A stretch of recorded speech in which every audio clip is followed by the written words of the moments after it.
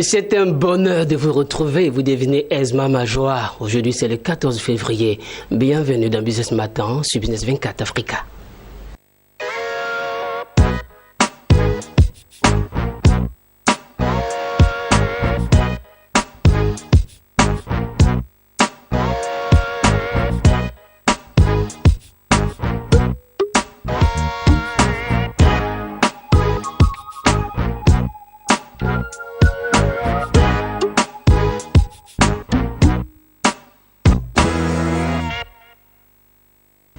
Que ne fera-t-on pas pour exprimer ou prouver son attachement à l'être cher? Et quand on se pose cette question, une seule réponse semble évidente: dépenser sans compter. La Saint-Valentin, c'est un événement qui suscite beaucoup de passion, mais qui aussi est un moment où l'on a l'occasion de matérialiser son attachement à un être cher à travers pas mal de dépenses. Quel impact la Saint-Valentin a aujourd'hui sur les ménages et sur les entreprises?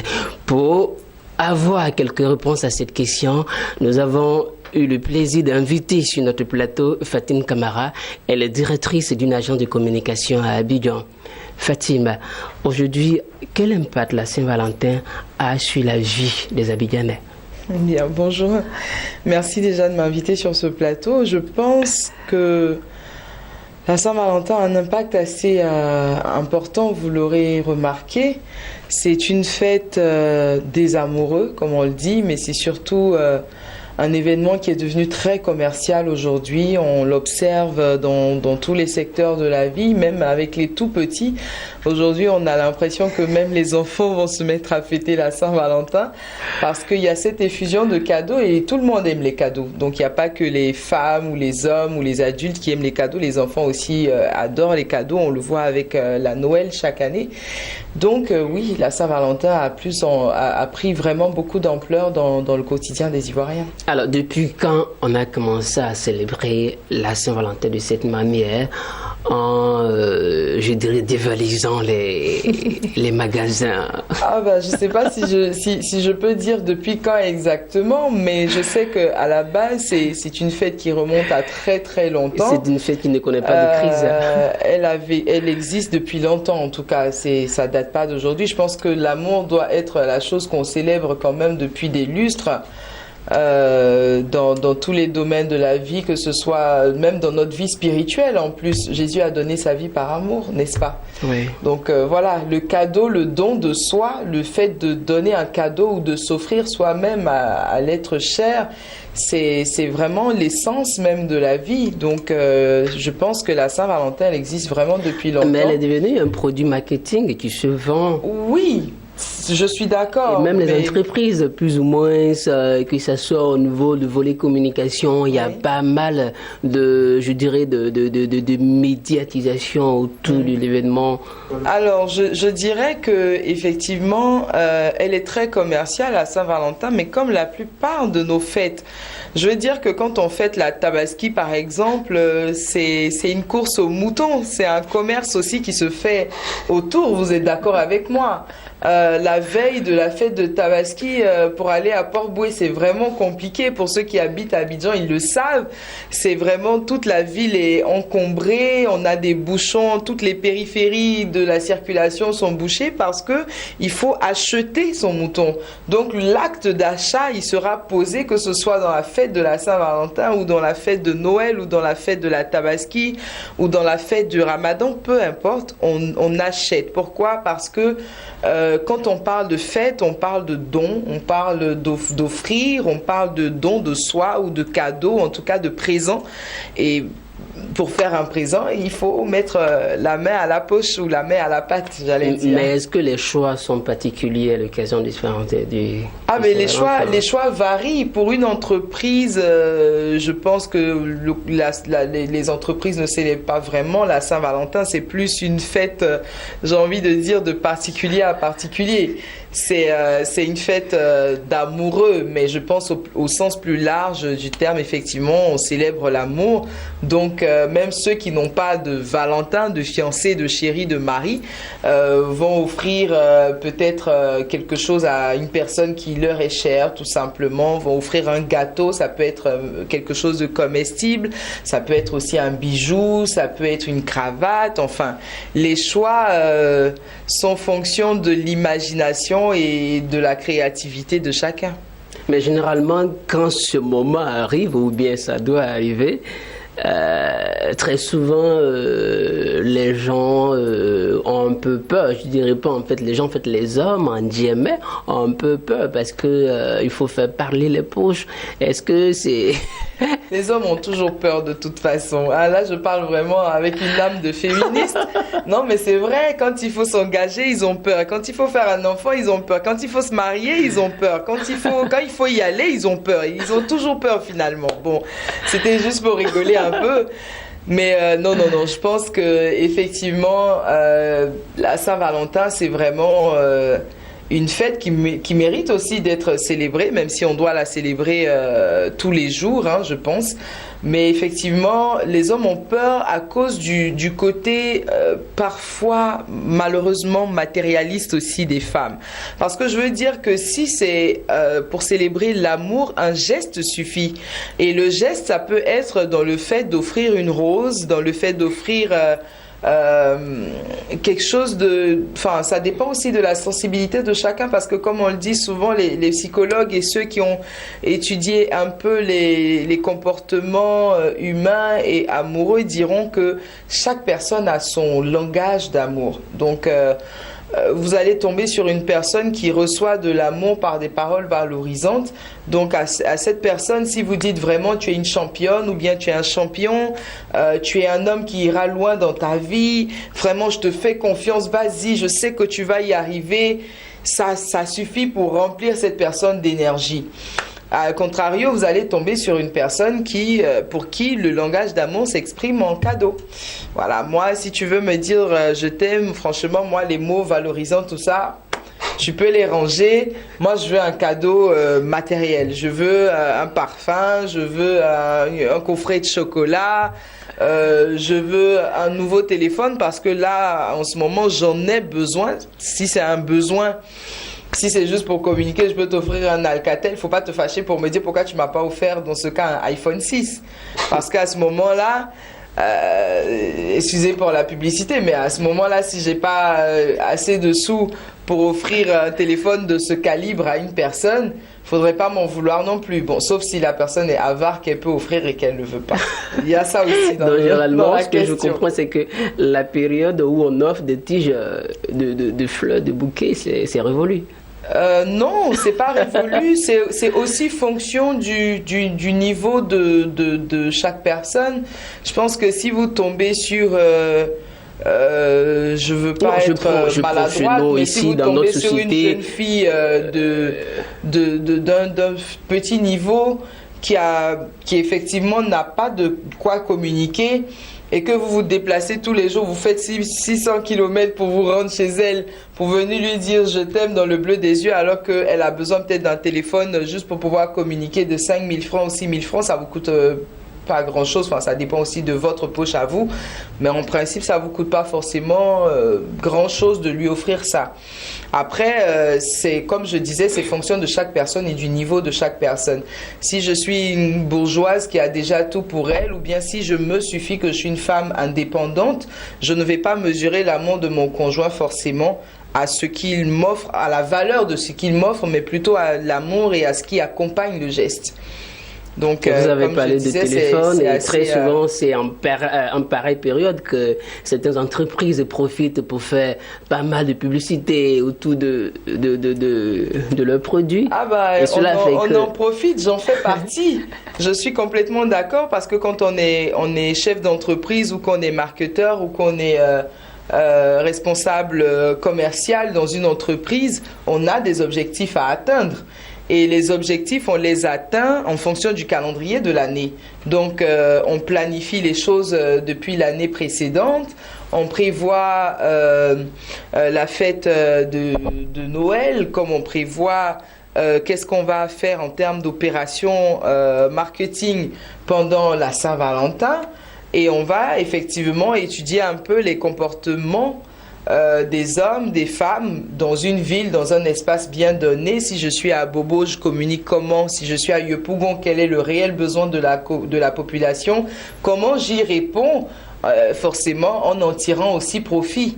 Donc je pense qu'à la fin de l'année, quand les factures ou quand les impôts se ramènent, ah bah, les impôts, ils s'en foutent si vous avez bien fêté la Saint-Valentin ou pas, pourvu que vous payez les impôts que vous devez à l'État. Donc vous aussi, vous trouvez des moyens d'honorer vos engagements et de faire grandir votre boîte. Et donc forcément, les fêtes qui sont fastes comme la Saint-Valentin font partie du calendrier pendant lesquels les responsables commerciaux et marketing trouvent vraiment toutes les stratégies les plus ingénieuses pour faire du chiffre. C'est normal. Alors, quand on soit à Bobo ou à Yopougon, est-ce que la façon de célébrer cette fête d'hiver, parce que tout à l'heure tu as parlé de stratégie marketing tout à l'heure. Oui, c'est différent effectivement d'un endroit à l'autre. Comme je disais, ça dépend du mode de vie déjà des populations, ça dépend du niveau de vie, ça dépend aussi des habitudes. Bon, tout ça c'est le mode de vie, c'est comme les Anglais disent le way of life ou le lifestyle, comment j'ai l'habitude de vivre, ce que j'aime, etc. Donc oui, si je me retrouve dans cet environnement où chez moi ou bien dans ma famille, nous on apprécie que le jour de la Saint-Valentin, le beau puisse ramener du poulet à tout le monde à la maison pour qu'on puisse manger ensemble avant qu'il extirpe la petite sœur qui est sa chérie pour aller fêter à l'extérieur. C'est un langage qui est propre à cette famille, à cette communauté, à cet environnement. Donc, selon ce langage qu'on parle, on va avoir un type d'attitude. Si j'habite, je donne des exemples un peu clichés, mais c'est souvent le cas. Si j'habite un quartier huppé de la Riviera 3, peut-être que je sortirai avec mon fiancé, on ira au restaurant, on va aller boire du champagne. Si on a les moyens de se l'offrir. On n'a pas les moyens. Ah bon? Ça, c'est ce que tu dis, mais pour avoir les moyens, il faut le vouloir.